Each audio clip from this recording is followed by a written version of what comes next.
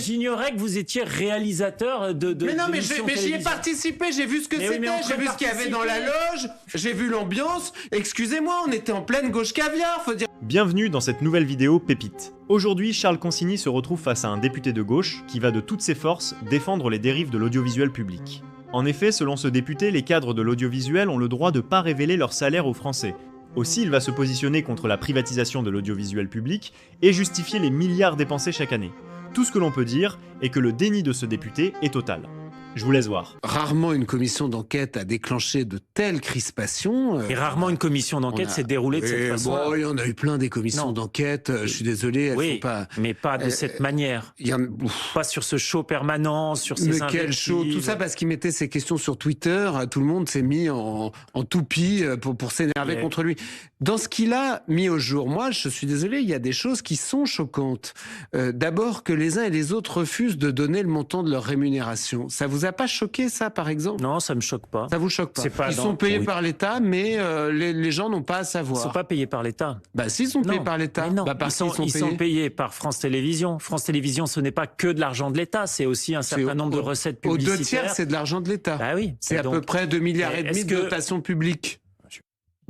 Oui, c'est ça. Bah oui, donc 2,5 milliards de dotation publique, c'est beaucoup. On a quand même le droit de savoir ça doit être efficace. Et donc effectivement, ça doit être efficace. Mais est-ce que comment ça doit être efficace? Est-ce que les gens ont le droit de savoir combien sont payés ou alors pas? Non, mais vous avez qu'à dire. Moi, je considère que c'est secret.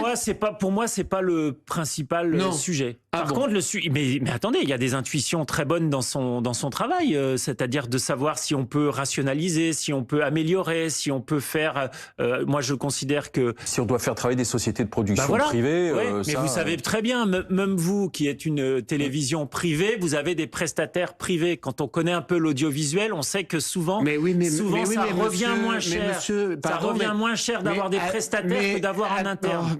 Bah si. Mais non, mais vous savez. Je pense que ici, faisons venir le producteur de cette émission, posons-lui la question, il va nous répondre. Ici, c'est quasiment tout est fait en interne. Oui, les émissions de plateau.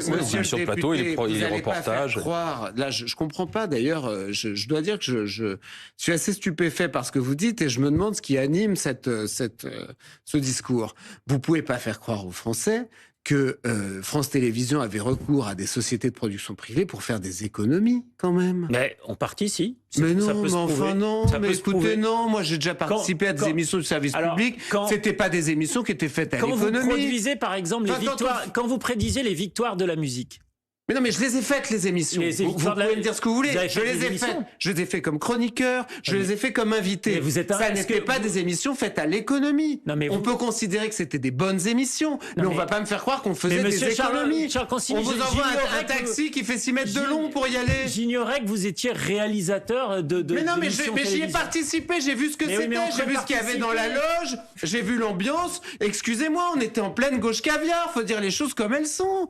Arrêtez de vous cacher. Mais pourquoi vous cachez dans votre petit doigt? Il y a 10 000 salariés à France Télévisions. Ils commandent quand même pour 1 milliard à des sociétés privées. Oui, 1 milliard. Je croyais que vous alliez parler des taxis. Il y a 1 milliard par an. d'un milliard de taxis. 1 milliard de commandes à des boîtes privées. Je suis désolé, quand vous avez 10 000 salariés dans une boîte, vous pouvez quand même faire une émission sans avoir besoin de commander pour 1 milliard à d'autres prestataires. Mais monsieur Consigny, ne vous énervez pas. C'était géré n'importe comment cette boîte, faut dire les choses comme elles sont. Est-ce que je suis en train de vous dire que tout est parfait? Est-ce que je suis en train de vous dire qu'il ne faut pas regarder?